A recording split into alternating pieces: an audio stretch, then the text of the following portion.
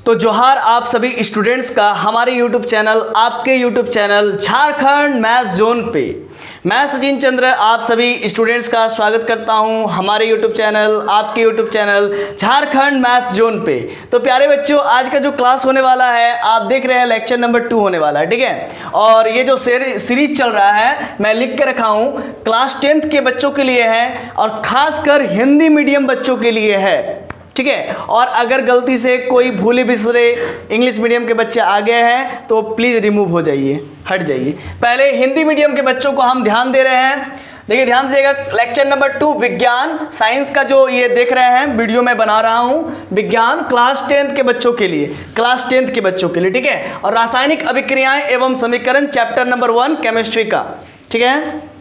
अब जरा देखिए, ये देखिए क्वेश्चन नंबर 2 में क्या लिखा हूँ, अभिकारक किसे कहते हैं। अभी मैं कुछ देर पहले आप लोगों को बताया लेक्चर नंबर 1 में आप लोगों को मैं समझाया था कि क्या होता है रासायनिक अभिक्रिया। रासायनिक अभिक्रिया कहते किसे हैं ये भी मैंने बताया था। अभिकारक जो होता है लेफ्ट हैंड साइड में होता है और उत्पाद जो है कि राइट हैंड साइड में होता है, ठीक है। तो ये सब चीज़ मैंने आपको बताया था अभी कुछ देर पहले, जो मैं वीडियो बनाया था लेक्चर नंबर 1 में आपको बताया था, ठीक है।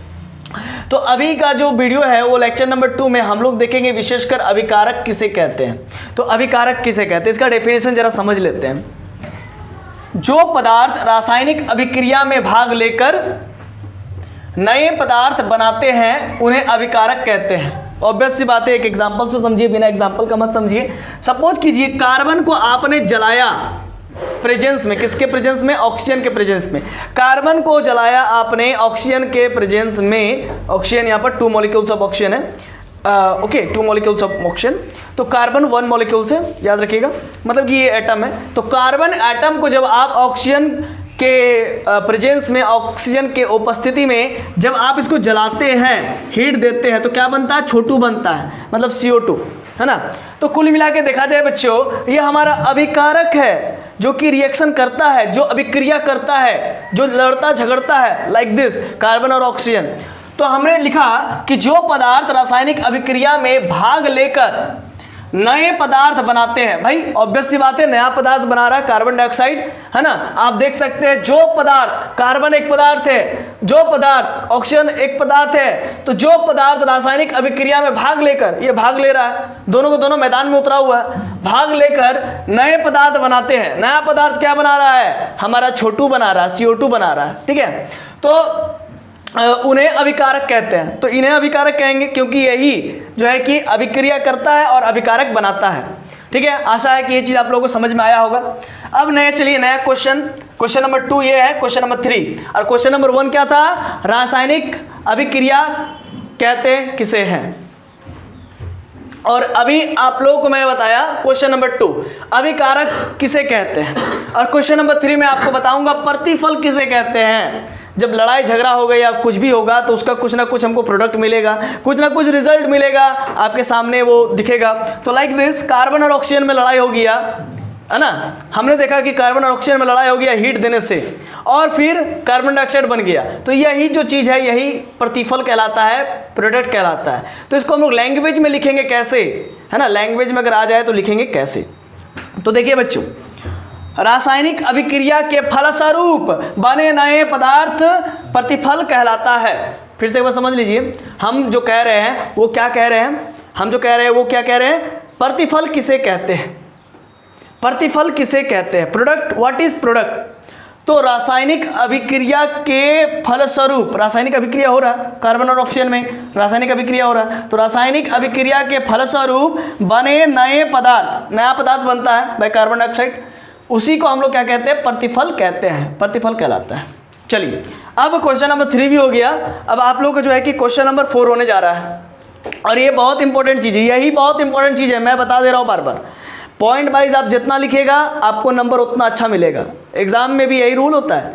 पॉइंट वाइज आप चीज़ों को लिखेगा आपको अच्छा नंबर आएगा, फुल में फुल मार्क्स आएगा, ये मैं गारंटी देता हूँ, ठीक है। देखिए क्वेश्चन नंबर 4 में कहता है रासायनिक अभिक्रियाओं की विशेषताएं, तो भाई रासायनिक अभिक्रियाओं के कुछ विशेषता होगा। वो कोई भी अगर मान लीजिए आदमी है, for example me and you जो आप देख रहे हैं, तो आपकी भी कुछ विशेषता है। आप जो है कि हमें मोबाइल पे देख रहे हैं तो आपकी भी कुछ विशेषता है, हमारी भी कुछ विशेषता है, और बगल में बैठे हमारे स्टूडेंट्स की भी कुछ विशेषता है, हालांकि आप लोग भी हमारे स्टूडेंट्स हैं। तो देखिए बात यह है कि सबकी कुछ ना कुछ विशेषता होती है ना। कोई बहुत तेज बोलता है, कोई बहुत धीरे बोलता है, कोई समझा करके बोलता है, तो या फिर सबका अलग अलग टाइप का क्वालिटी। कोई अच्छा राइटिंग लिखता है ना, बहुत अच्छा। तो कहने का मतलब इसी प्रकार से रासायनिक अभिक्रियाओं की भी कुछ विशेषताएं होती है भाई। तो उन अभिक्रियाओं की विशेषता भी देख लेते हैं कि क्या होता है, देख लेते हैं। चलिए देखिए आंसर 4 में किसी भी रासायनिक अभिक्रियाओं की निम्न विशेषताएं हैं, ऐसा ही आपको भी लिखना है एग्जाम में, है ना। आप क्या करेंगे, कहीं कहीं लगता है कि पेज भरना है, तो उस समय आप क्या कीजिएगा, निम्न के बदले निम्नलिखित लिख लीजिएगा, निम्न के बदले निम्नलिखित लिख लीजिएगा, समझ रहे हैं ना। अगर आप मान लेते हैं कि ये हम 5 पॉइंट बताएंगे, भूल जा रहे हैं, तो आप थोड़ा सा लेंदी करने की कोशिश कीजिए, क्वेश्चन को जितना आप खींच सकते हैं, है ना, वो भी कोशिश कीजिए। हालांकि मैं जब पढ़ा दूंगा तो आपको भूलने की आवश्यकता नहीं होगी, मुझे ये आशा है।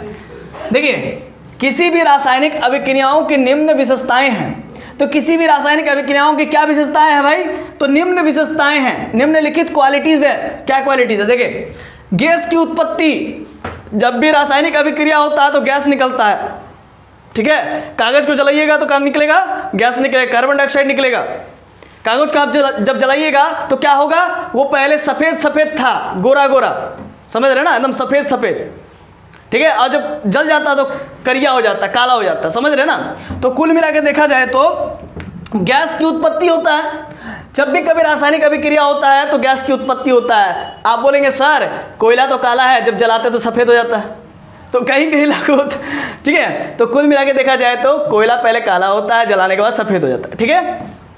अभी ध्यान दीजिएगा, गैस की उत्पत्ति, गैस का भी निष्कासन होता है। जब कोयला जलता है तो मतलब धुआं निकलता है, उसको कार्बन डाइऑक्साइड कहते हैं, कार्बन डाइऑक्साइड निकलता है, कार्बन मोनोऑक्साइड निकलता है, ठीक है। तो बहुत तरह तरह की गैसें निकलती है, ध्यान दीजिएगा। अच्छा अब जरा देखिए अवक्षेप का बनना। ये अवक्षेप का बनना का मतलब क्या हो गया, ध्यान दीजिएगा। जब भी कभी कोई रिएक्शन होता है, इसको मैं और भी डिटेल में बताऊंगा आपको, ठीक है। एक एग्जांपल आप देख लीजिए बहुत ही अच्छा से, और ये मैं नेक्स्ट क्लास में ये सब के बारे में भी डील करूंगा, गैस की उत्पत्ति के बारे में, अवक्षेप का बनना, ये सब के बारे में मैं डिटेल डील करूंगा, ठीक है। सबसे पहले एक एग्जाम्पल आप देख लीजिए, अवक्षेप का बनने से क्या मतलब है मेरा। देखिए अवक्षेप एक ठोस पदार्थ होता है जो रासायनिक अभिक्रिया के फलस्वरूप पृथक हो जाता है, मतलब अलग हो जाता है, ठीक है। अब चलिए देखते हैं क्या लिखा हुआ है बुक में।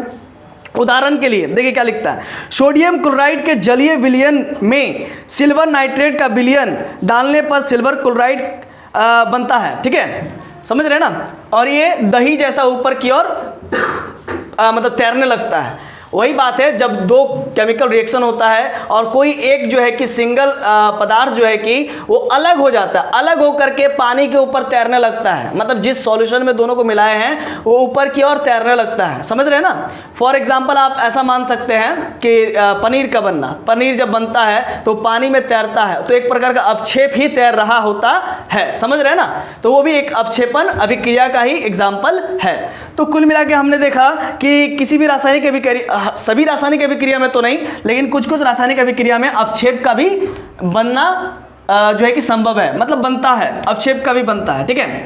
तो गैस की उत्पत्ति मैं बता दिया हूं, और ये जो अवक्षेप का बनना शायद आपको पूरा क्लियर समझ में नहीं आया, तो मैं आपको नेक्स्ट क्लास में, नेक्स्ट लेक्चर में जरूर बहुत अच्छा से डिटेल करूंगा। अभी तो आपको सिर्फ ये पॉइंट्स याद रखना है भाई कि रासायनिक अभिक्रिया की क्या क्या विशेषताएं हैं, ठीक है। देखिए अवक्षेप का बनना हो गया।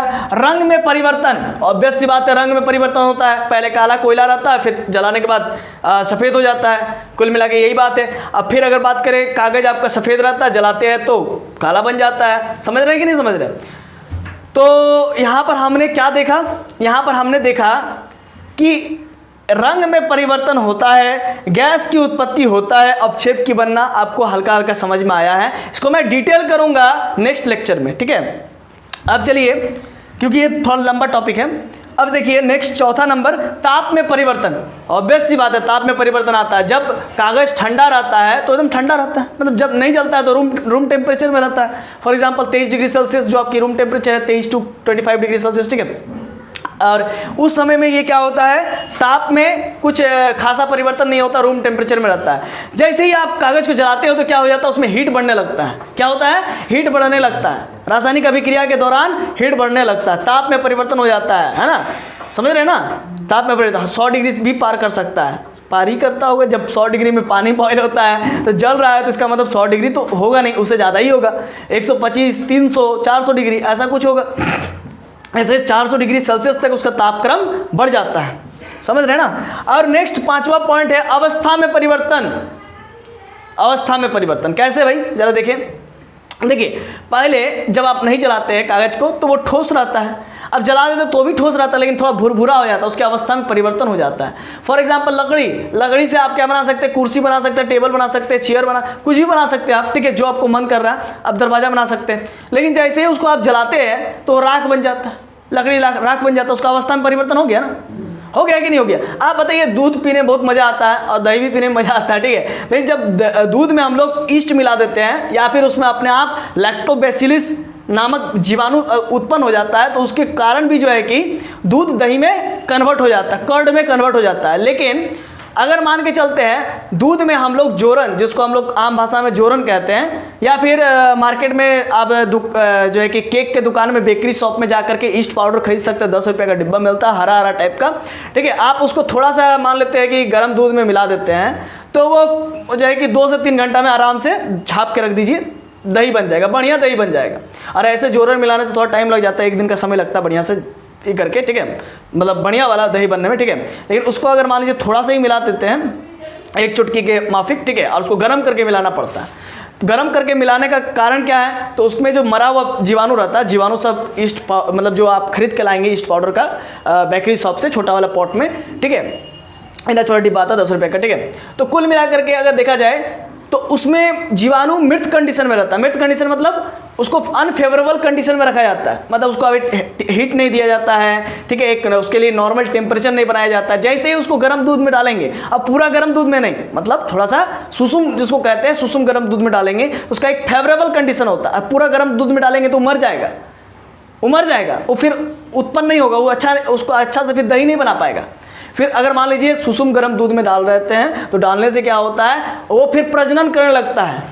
जो ईस्ट है वो फेवरेबल कंडीशन मिल गया, है ना, फेवरेबल कंडीशन मिल गया, उसको झाँप के रख दिए, है ना, मतलब कि कार्बोक्सी शोषण करता है, इसका मतलब उसको ऑक्सीजन नहीं चाहिए होता है, उसको कार्बन डाइऑक्साइड चाहिए होता है। और जब उसको झाँप के रख देंगे तो उसके अंदर कार्बन डाइऑक्साइड हो जाता है। इसीलिए जब भी दही बनाओ तो कुछ पूरा फुल मत कर देना, कुछ खाली रखना उसके, मतलब मान लेते हैं सपोज कीजिए ये मेरा बर्तन है, तो इतना हम दूध भरेंगे और ऊपर वाला खाली रखेंगे। काहे कि कार्बन डाइऑक्साइड यहाँ तक जमा रहे, समझ रहे ना, कार्बन डाइऑक्साइड यहाँ तक जमा रहेगा तब ना वो शोषण करेगा, वो कार्बोक्सी शोषण करता है, कार्बन डाइऑक्साइड का शोषण करता है। वो सब बैक्टीरिया को कार्बन डाइऑक्साइड चाहिए होता है, ठीक है। देखिएगा घर द्वार में बहुत सारे गांव देहात में क्या करता है, बहुत जन के पास पैसा नहीं रहता है शराब पीने के लिए, दारू पीने के लिए, तो लोग माड़ी का सहारा लेता है। माड़ी कैसे बनता है, तो भाई देखिए एक अलग टाइप होता है, ठीक है, उसमें भी ईस्ट पाउडर मिलाता है, और या फिर बहुत कोई अपने अकॉर्डिंग टू उसके एरिया के अकॉर्डिंग उसको जो मिलता है बनाने के लिए, उसको खट्टा करने के लिए या फिर उसको माड़ी बनाने के लिए, वो अलग अलग प्रक्रिया का इस्तेमाल करता है। लेकिन मैं जो जानता हूँ, हालांकि मैं करता नहीं हूँ, मैं जानता हूँ, मैं जो जानता हूँ तो उसमें क्या किया जाता है, ईस्ट पाउडर को ले लीजिए, ईस्ट पाउडर को आप भात के साथ मिला दीजिए, और इसके बाद उसको जो डेगची नहीं कहते हैं, हड़िया, हाँ, उसको बढ़िया से झाँप दीजिए और सूती कपड़ा से पूरा बांध दीजिए। अब बांधने के बाद थोड़ा सा गड्ढा खोड़िए, गड्ढा है ना, गड्ढा मिट्टी के नीचे गड्ढा खोड़िए और उसमें डाल दीजिए, उसको झाँप दीजिए बढ़िया से, आराम से, बहुत बढ़िया क्वालिटी का बन जाएगा और बहुत अच्छा नशा होता है, ठीक है, बहुत अच्छा नशा होता है। हम देखे खा करके लोग झूमते हैं उसको, ठीक है, पी करके और खा करके भी, ठीक है। तो कुल मिला के हम ये बताएं, ये प्रोसेस होता है। बहुत कोई अंगूर का भी शराब बनाते हैं, घर में ही बना लेते हैं, बहुत इजी प्रोसेस है, कुछ हार्ड नहीं है। मैं इसको बनाया हूँ लेकिन मैं पिया नहीं हूँ, ठीक है, बड़ा आसान है। आप अंगूर ले सकते हैं मार्केट से, उसको जो है कि बढ़िया से पहले मिक्सर में पीस लीजिए, मिक्सर में पीस लेने के बाद उसका जो है कि सिरप बनाइए। सिरप कैसे बनेगा, उसको गर्म कीजिए पहले, है ना। उसको क्या कीजिए, गर्म कीजिए, है ना। पहले आप चीनी को गर्म कर लीजिए। चीनी को आप जो है कि किसी बर्तन में चीनी को गर्म कर लीजिए।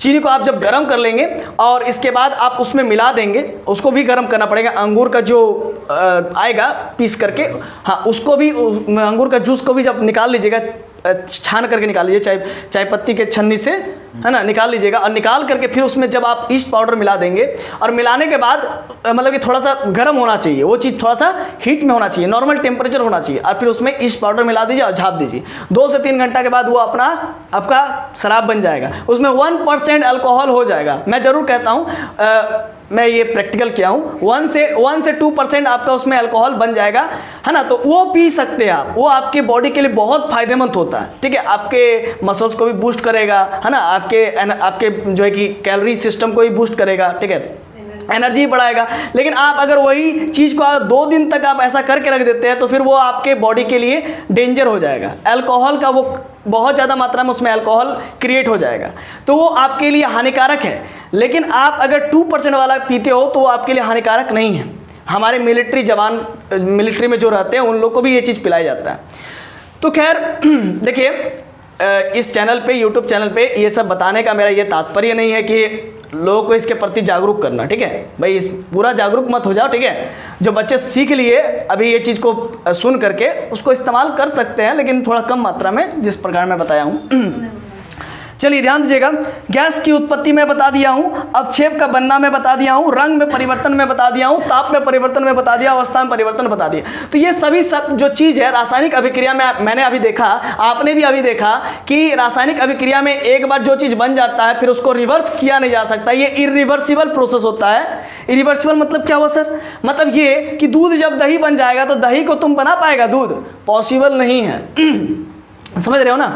कागज़ जब जल जाएगा तो उसको फिर दोबारा कागज़ बना पाओगे? नहीं पॉसिबल है, ठीक है। जब अंगूर शराब में कन्वर्ट हो जाएगा तो शराब को फिर अंगूर बना पाओगे? नहीं ना बना पाओगे। तो ये सब रासायनिक अभिक्रिया है। खाना जब पच जाएगा तुम्हारे पेट में तो उसको फिर दोबारा खा पाओगे? नहीं खा पाओगे, क्योंकि तो पच जाएगा ना, ठीक है। तो कहने का मतलब वो डाइजेस्ट हो गया होता है। तो ये सब रासायनिक अभिक्रिया का उदाहरण है। कितना अच्छा इंटरेस्टिंग उदाहरण था, जो कि आपके दैनिक जीवन से रिलेटेड है, ठीक है। कभी ऐसा आपने सोचा था?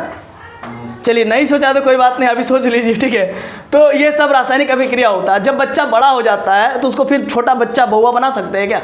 वो भी रासायनिक अभिक्रिया हो रहा है उसमें। अब मान लीजिए उसमें जैविक प्रक्रिया भी हो रहा है, उसके बॉडी के अंदर जैविक प्रक्रिया, बायोलॉजिकल डेवलपमेंट हो रहा है बहुत सारा। तो वो बायोलॉजिकल डेवलपमेंट क्यों हो पा रहा है? तो केमिकल डेवलपमेंट के कारण हो पा रहा है। समझ रहे हैं ना। रोज़ उसको जो है कि खाना मिल रहा है, प्रोटीन मिल रहा है, ठीक ना, न्यूट्रिएंट्स मिल रहा है, तो वो सब ले करके, विटामिन्स मिल रहा है, तो वो सब ले करके वो क्या कर रहा है, उसका इस्तेमाल कर रहा है, और उसके बॉडी में एटीपी बन रहा है, एडेनोसिन ट्राइफॉस्फेट एसिड बन रहा है। आप लोगों को पढ़ाएंगे हम बायो में, ठीक है।